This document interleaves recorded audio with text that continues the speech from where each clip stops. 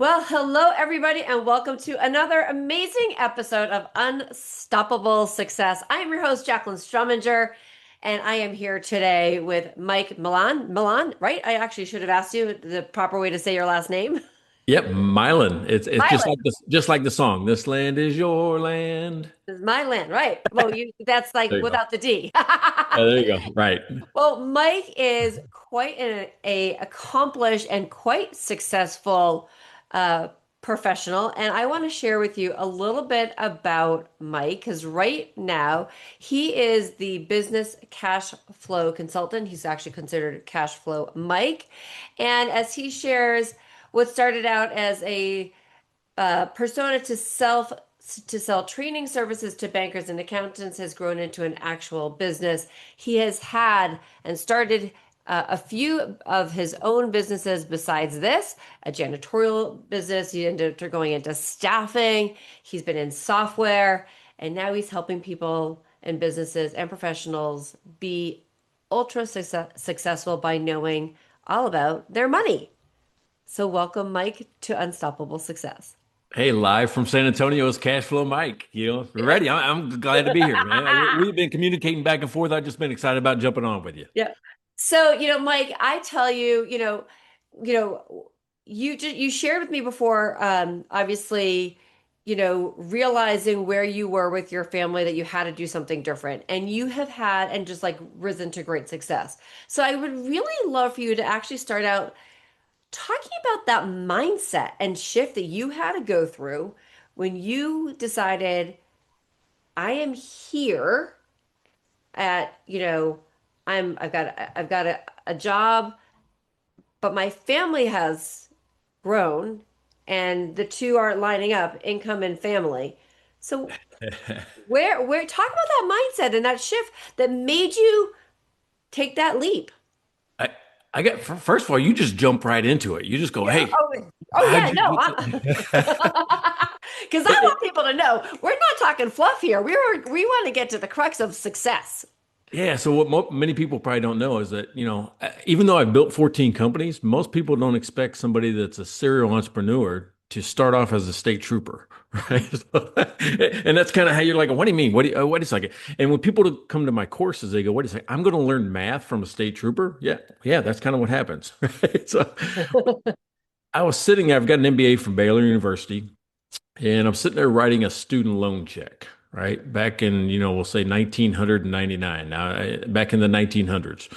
So I'm writing a student loan check, and my wife approached me and says, hey, I'm pregnant with number three. And that's when you realize that, hey, your family has finally outgrown your income. So a couple different things you can do. One, you can start laying off people in the house, right? Like, hey, from now on, every child position is performance based. You don't make your bed, there's points off. We come up on your birthday, it's like a performance review. Are we going to keep you or not? So, no, of course, that's not an option. But, but one of the scary, well, you talked about the mindset of the shift, and I've got to tell you, it's scary. All right. So it comes down to, I had at the time a very safe job. Normally, when you're a state trooper, you don't get terminated, you don't get fired. You've got kind of a career for your whole life. And that's kind of how people go in. When they go in, they intend to stay there their whole career. Uh, you've got a guaranteed check that comes every other week, or a couple times a month, and you've got guaranteed benefits that are pretty good. Everything seems to line up really well for your life, except for the fact that, when you outspend your income like I did. So I chose to leave, and it was a hard decision. It was one I mulled over for 2 or 3 years, and I wasn't, and I thought about it so much that I became more unhappy with my current job than the other way around, which is scared to jump off of my current job to something new. So when that shift happens, when one makes you more unhappy than the other makes you scared, you're ready to take the leap. And that's what happened to me. It took a lot of just soul searching and prayer and conversation. Yeah. Well, the thing is, I don't know what to do, right? The only thing I was in the Army and in the National Guard. I was a state trooper. The only skill I really had was cleaning, right? So I could clean. That's about it. So I took that skill and became a janitorial company, and that worked out really well. We were doing, I think, very well for the first 2 years, where I had almost 10 managers, and we had an account manager for different things.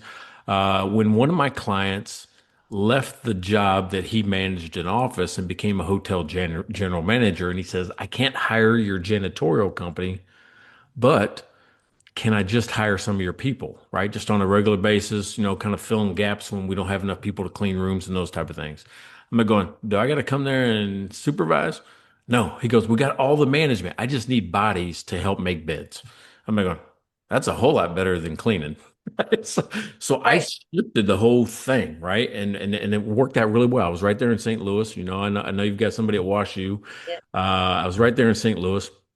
And we became, over a 3-year period, the go-to staffing company for Marriott in the nation. And I opened 27 offices in 9 states in 3 years. It was a huge undertaking. And when you grow that fast, there is a such thing as a phenomenon called growing broke. You can actually outrun your own operation, right? And the way you do that is you grow that fast. I thought I could sell my way out of it. No, no, because I had payroll every 2 weeks, and I was waiting sometimes 2 or 3 months to get paid for the first invoice I ever sent. Well, that means I got to cover three, four, five paychecks. Well, every new account that I added actually added more debt to me, right? Before I got paid 2 or 3 months later. So that's where you just learn about cash flow and balancing the ins versus the outs. And that's kind of the genesis of where I'm at today. Or take money up front. Then they generally won't. Yeah, they generally won't. Marriott's not in the habit. If they treat your invoice like they're buying paper towels, like, oh no, I'll Right. pay for it when I'm ready. Right. It's so I'm gonna kind of go back a second. So you got your MBA, but and became a state trooper, or did you get your MBA while you were a state trooper? Like, how did that work? Yeah, wow. It was and really, it was while I was a state trooper, and then kind of morphed into it. Yeah. Okay. And so I'm just kind of curious too. So when you were at your MBA program, what made you do the MBA program as a trooper? Like, I knew I wasn't going to be a state trooper after about the 6th year. I just knew it wasn't going to work. I mean, meaning long term. right. And I had been approached, and believe it or not, I'll tell you a secret I've never told on a podcast before. I actually earned the Trooper to Lawyer Scholarship at UMKC, which is a full ride scholarship for police officers transitioning into law school. And I got scared and I didn't do it because, I had children and those type of things, and we Right. just we got scared and didn't do it. So I said, well, if I'm not going to be a lawyer, I'm going to probably go into business. So that's okay. So that's right. Because I was kind of curious. I'm like, so where did the MBA come in, being a trooper? But that also had to give you Well, some yeah, level yeah. of almost like comfort in a way, that because that you had an education in business. Yeah, so here's how that started. I took secondary, and that's the first time anybody's really ever asked me that question. So that's really interesting. So the way it started is I had a specialized skill in the highway patrol called accident reconstruction. Right? I didn't realize I could do math until I started investigating accidents, because math didn't make sense to me in school. It was the X and Y's and Z's and all these type of things.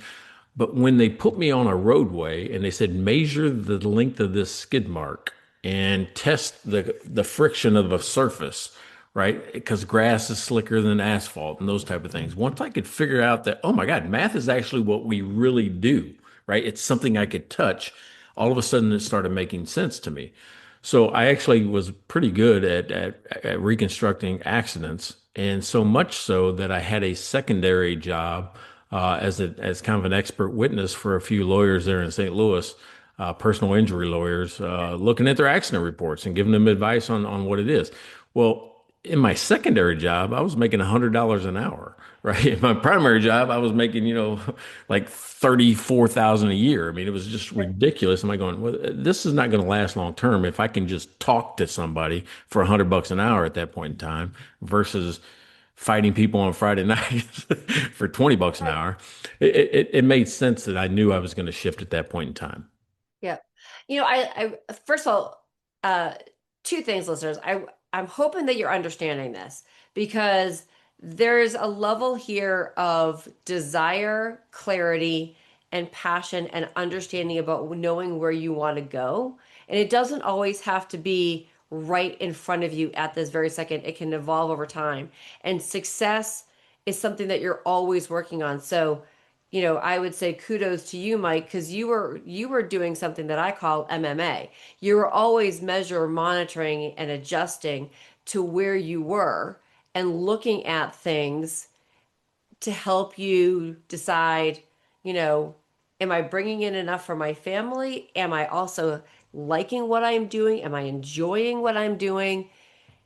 And you've evolved. And so take us to the this now point where you're in this uh you've got this company and staffing, you've got offices over, and as you were sharing, you're maybe a little penny wise pound foolish in a sense of money coming in, money coming out. You're How did you, like, what was that realization when you're like, oh my God, how do I fix this?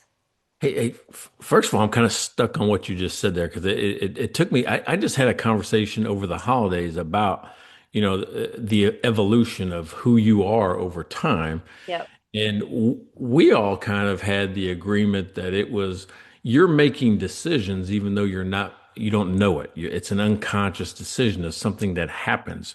Like I choose to change a flight, all of a sudden the next person I meet is the person I marry, right? It's one of those types of Yeah. things where the decision was to change a flight, not to meet that person, and I wouldn't have met that person regardless. Well, in my case with the business, had I not chosen to go to that specialized skill, I wouldn't have seen the $100 an hour opportunity. I wouldn't have been motivated to take that next step. It was like you're making decisions your whole life that are actually directing you to something else, Yep. right? Or where you're supposed to be anyway, or where you're going to be happiest.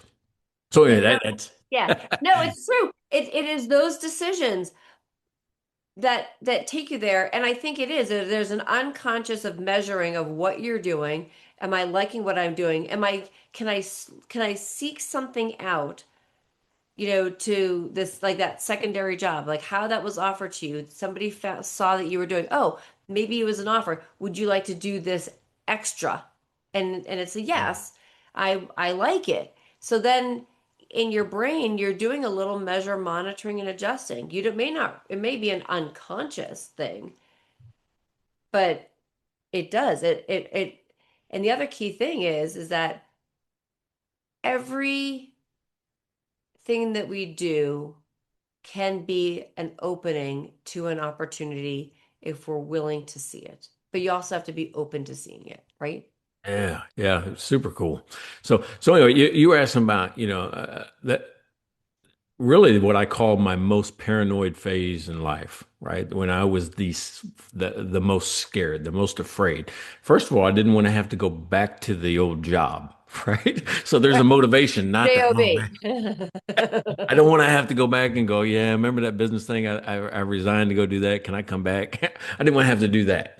Because I told all those guys, I'm going to do something great. Yeah. So anyway, but that's when I lost sleep, right? There was anxiety that I had never had. Again, remember, I'm pulling people over at 2 or 3 o'clock in the morning and not as anxious as I was at running a business, because it was an uncomfortable feeling. And it was uncomfortable because I didn't have the knowledge. It was all about knowledge. And so I had drained my savings. I had maxed out credit cards. I'd taken a second loan on the house, just trying to make this thing work. All the things you're not supposed to do, I did. Why? Because I was just a trooper, just trying to survive on the other side.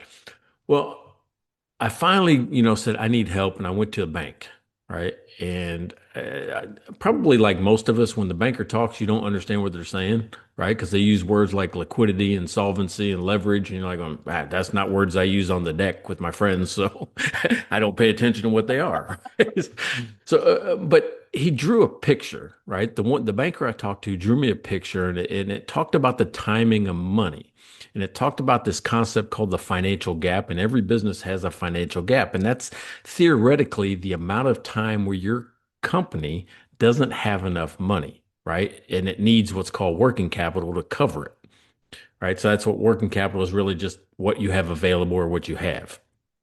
Well, if you look at the math behind it, it's really just the difference between money coming in and money coming out.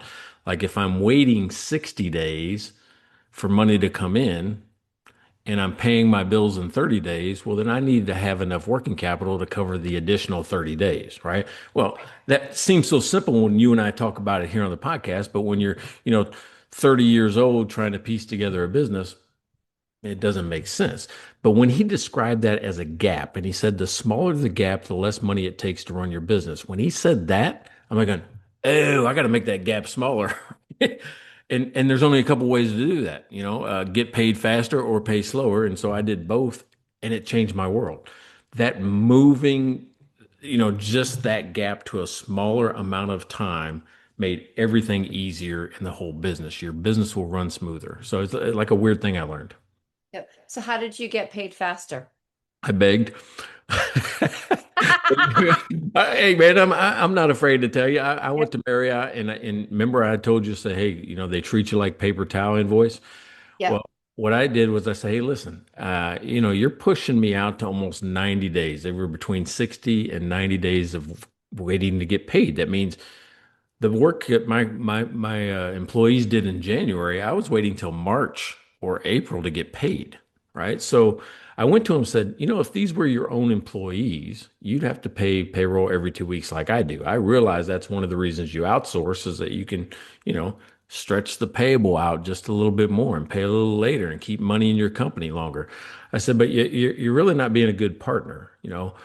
I think if you just help me out a little bit, I can grow with you just as fast, but I need a little bit of help. And, so I begged. I said, would you be willing to try to pay closer to 30 days, right? That way I only have to cover two payrolls instead of six. Well, overall, we got the whole business down to about 45 days, but that extra month, those extra two payroll periods kept that much more money in my pocket and it changed everything. Just, I mean, Yeah. keeping more company money in your mind, money in your company.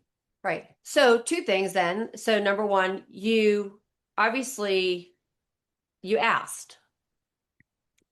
I asked. You Yeah. asked. Yep. And you used the word partnership. Yeah. That's right. Right? Because I feel like it is a partnership. When you have that type of relationship with your clients, or you're the vendor, it's a partnership. You Right. need each other to succeed. Right. So listeners, that's another really, I think, important thing to note too, is, obviously, there's three things. Number one, mind the gap, right? Yeah. Yeah. Yeah.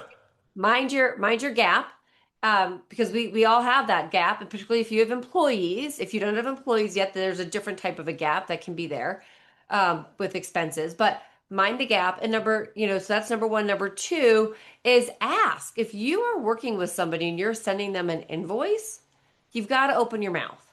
And three, treat it like a partnership, because those people, whether they're your team members or somebody that you are doing business with, you guys are partners. There is a partnership. And to treat people that way, and it changes the level of respect. Hmm. Yeah, that's so true. I mean, and I try to preach that now, even with my clients, right? It's a partnership that I am so committed to their success that they can feel it. You know if somebody's in or out, right? And you can't be halfway in with your clients. Yeah, no, and you have to be in, and you have to be their partner with that. So you've got this staffing company, and now what made you decide to move beyond that? Well, all right. So it was all, when I tell the story like we just did, it seems like I just made the decision one day and walked into Marriott and they started paying me sooner. Well, it didn't work that fast, of course. Right. And I had a little bit of money that I had accumulated. And so I'm like going, you know what I'll do? This is a receivables based business, which means I do the work and I wait for 2 months or 3 months to get paid. What if I added another business to this that's cash based business where money comes in every day instead of waiting? So I looked at probably 15 different businesses. I looked at flower shops. I looked at landscaping. I looked at a motorcycle repair shop.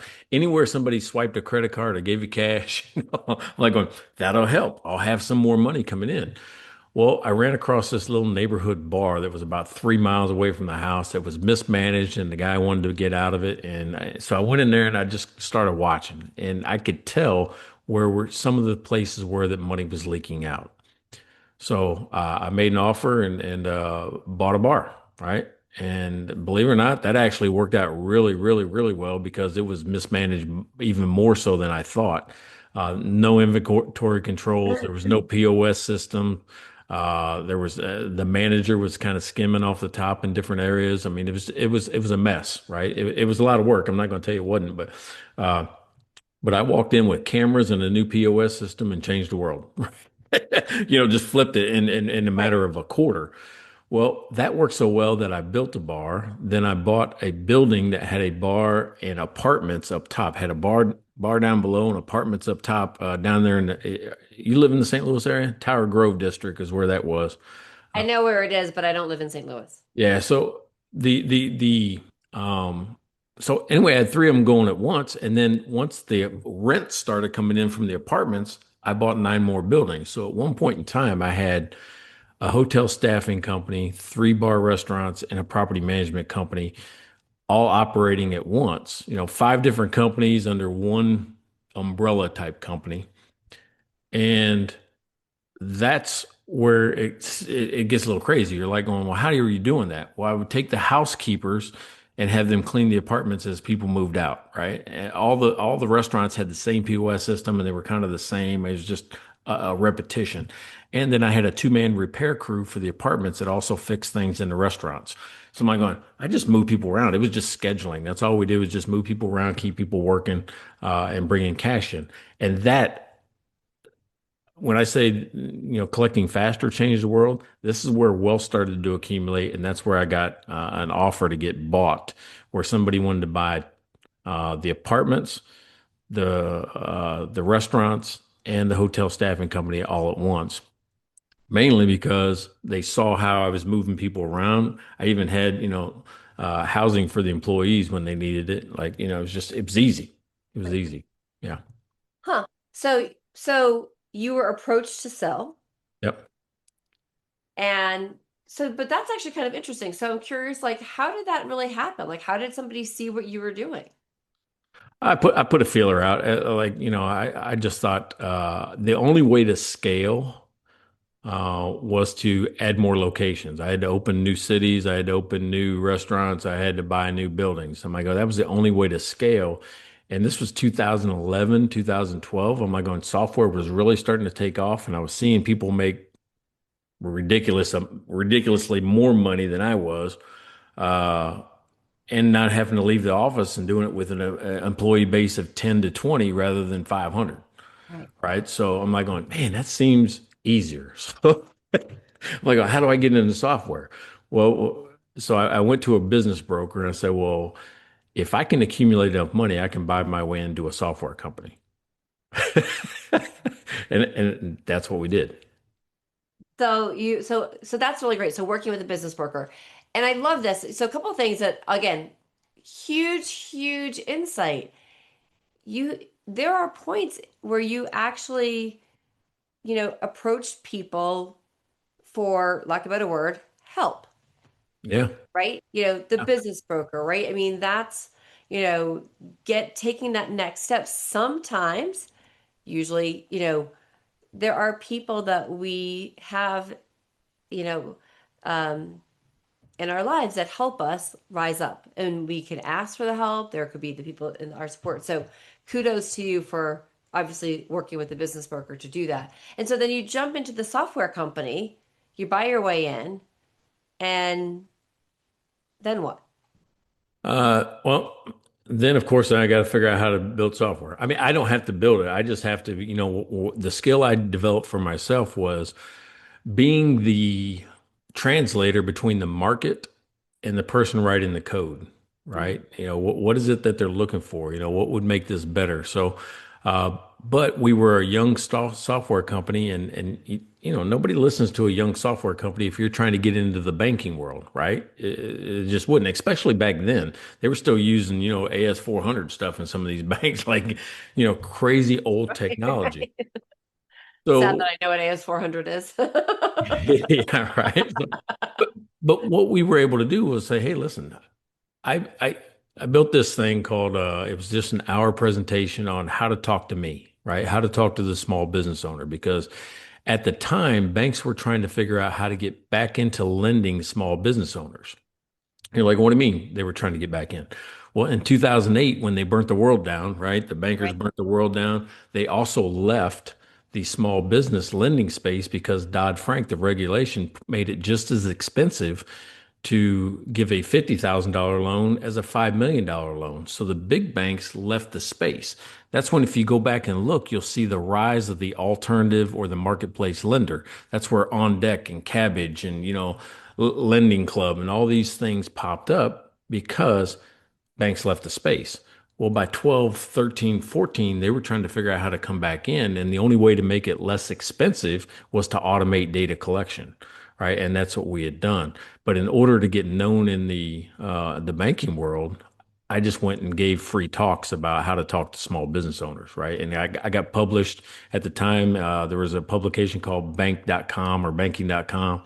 And I wrote an article called how Goliath can beat David, Oh, right? great. Meaning the big banks beat Right. the smaller Right. ones, right? So, Right. and it was all about the relationship. That was the one thing that Cabbage and On Deck and all them couldn't do is just come into your business and talk to you, right? It's like, I'd much rather do, people buy people, not products, right? A Right. lot of times. So I want the banker that will come in and talk to me and educate me and not use words that I talked about, leverage and liquidity and not always sell me either. That was the thing that, I tried to push them on is stop selling every time. Whatever the credit card offer of the month is, go in there and talk to them about their kids. You see a photo, you buy their coffee, use their dry cleaning. If you want to build a relationship, to be a good partner, as we've already talked about. Right. Be a good partner and build, and the key thing is to build the relationship. Yeah. To build that relationship because, as you just said, people do business with people they know, like, and trust. We've all heard that. But Yep. you have to get to the know, like, and trust in any business. Right. People buy and work with people that they like and want to do business with. Yeah. Yeah. Right. And back then, video calls were awkward. You remember, like pre-COVID, like nobody wanted to do a video call. Like, "Oh, I don't want to be on video with these guys." But then all of a sudden, COVID forced us to do it, Right. and now it's second nature, right? So you can build a relationship just on the computer screen now. The funniest thing, I'm just going to take digress with it for a second. I was in my previous life, in business. I have been doing video calls, I think, since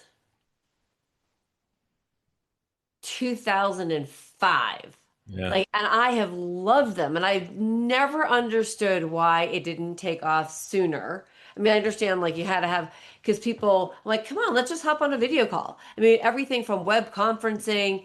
Yeah. Um, I think I have had subscriptions for video conferencing companies, or there's like free conference call, there's web conference call, there was WebEx. I mean, like I don't know, I feel like I could name a whole bunch of them, and I've always done it because I just always thought I would rather. I mean, as much as I absolutely love a phone, and I actually use this with actually with earbuds, but a phone to talk to people. I love having conversations, being able to see Yeah. people, right? It's just Yeah. like, Right. you know, Yeah. it's just like, Absolutely. yeah. Anyway, I digress. But it's so true. It's like, we had, COVID came in and it forced everybody to get comfortable with these video calls.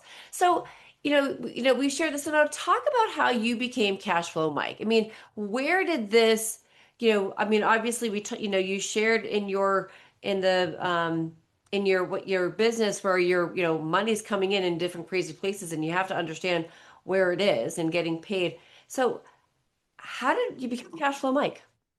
Yeah, I mean, well, it started with just the banks, right? I really got interested in how banks look at money, and they all called themselves cash flow lenders, right? They lend on cash flow, and I didn't know what that meant in the beginning. Well, what it really means is, do you have enough money to make your loan payments? Is basically what it is. So I'm like going, oh, so I built another presentation. Remember, that's the only way I could really get into software is just talk to people. So I was more on the customer success, client success, sales side. Uh, but I built this thing about translating to the business owner, like going, hey, here's what we can do. Because after Dodd-Frank, there was this thing called Community Reinvestment Act credit, which means banks have to spend a certain portion of their assets into community reinvestment products or services, whatever. Well, a lot of them write checks to Habitat for Humanity and those type of things. You'll see them. They all go take a picture and they'll do the thing. They'll give a check, and that's awesome, right? I mean, being able to reinvest in the community to build new houses and those type of things.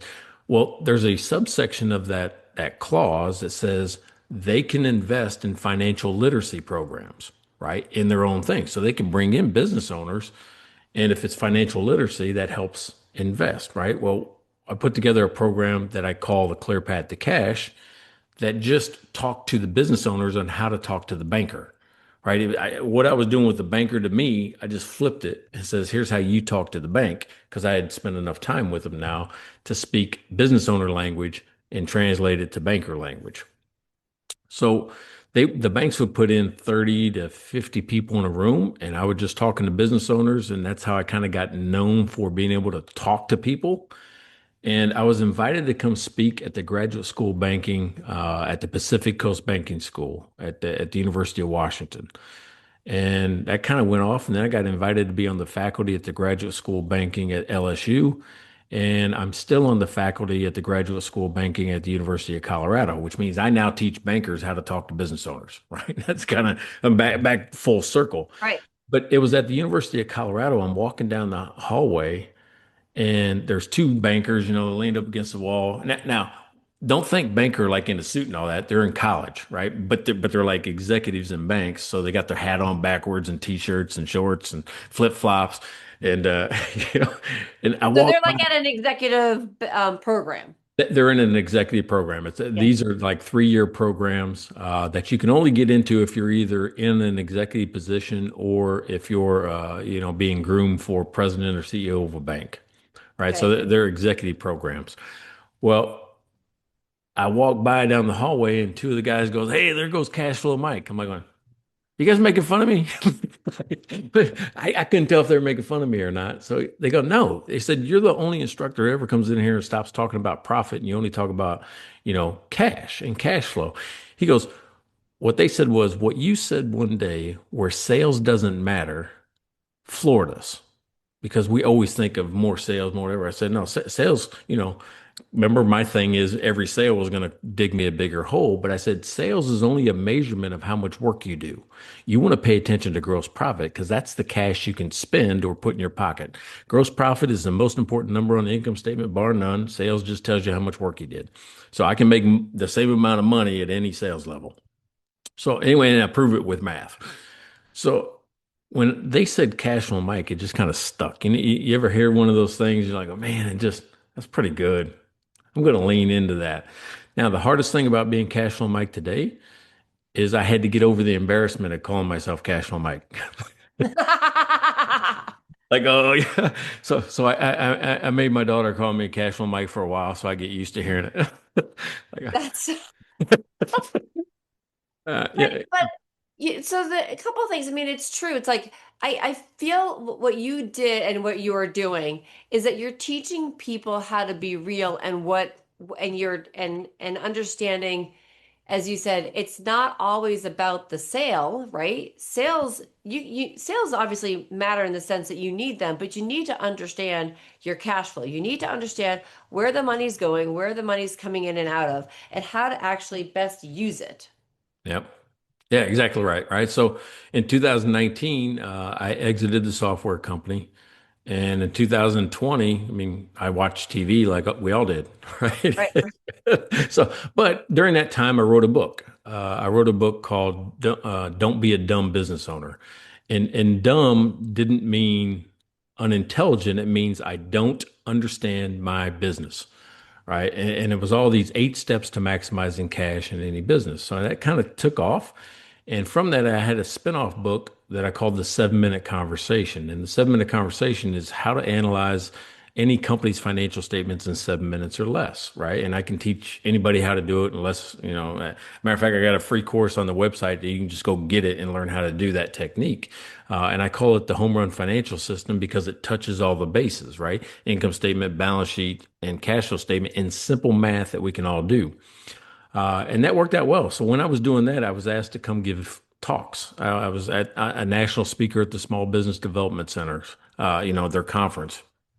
Banks were still calling me in to give, talks, and I was speaking at some accounting conferences and those type of things.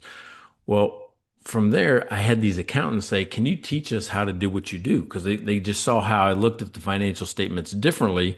And I'm a firm believer that if you change what you look at, you'll see different things. Yeah. Right. Right. No, it's Yeah. right. It's like the same thing. It's like if you do, if you want to see a change, and it's like, what they always say, the definition of insanity is keep doing the same thing over and over again, expecting Hmm. different results. But you have to look at something and do something different. So you have to, if you can look at things differently and from a different angle, you'll see things differently. Exactly right. Right. So I changed that book, "Don't Be a Dumb Business Owner," into a training program with videos and worksheets and spreadsheets and all that type of stuff, and started selling it to accountants and business owners and those type of things. And from there, I'm like, well, I got a software background. Why don't I take all this spreadsheets and worksheets and turn them into software?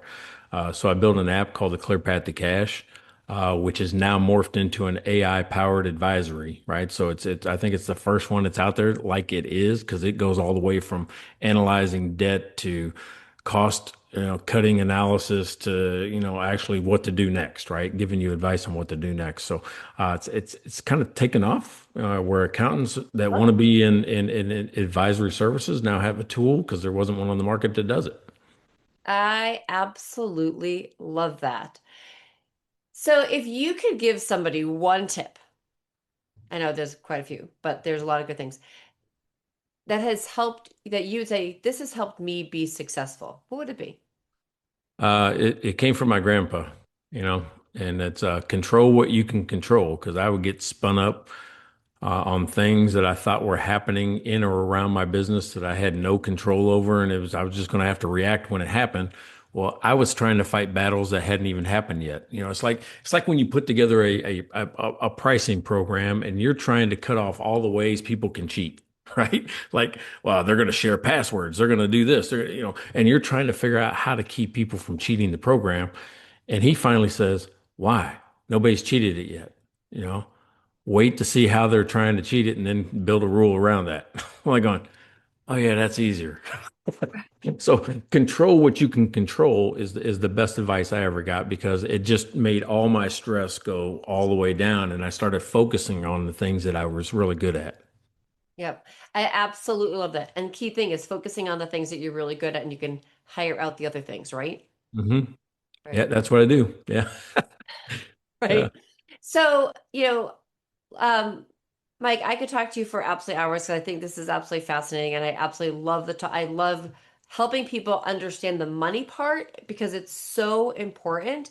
So tell our listeners how they can connect with you and get more of all of your greatness. Yeah, I think the easiest way, I mean, if you put Cashflow Mike into anything, something will pop up for you to connect with me. But the easiest way is my website, cashflowmike.com, spelled just the way it sounds, right? And right underneath the title is a free course called the 7 Minute Conversation, right? It costs you an email address and you'll get some emails from me, but you get an hour long video course about how to analyze financial statements. You get the worksheets, you get a copy of the book, the 7 Minute Conversation comes with it. So well worth the email address price to be able to get that. I have a free Facebook group where I do a lot more things. I've got YouTube channels. I've got 3 books on Amazon. I got a podcast called Mike and Blaine.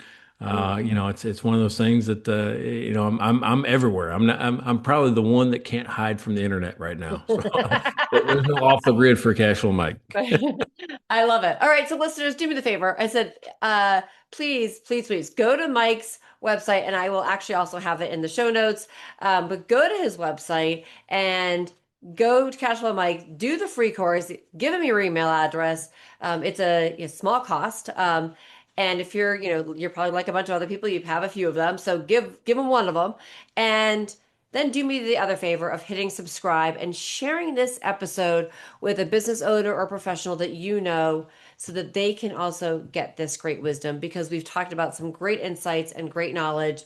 And the more that we can help other people learn and grow and be unstoppable and have unstoppable success, the happier the world will be. So, I'm Jaclyn Strominger, your host. Thank you, Mike, for being an amazing guest. And listeners, thank you for listening. You're the best. Thank you.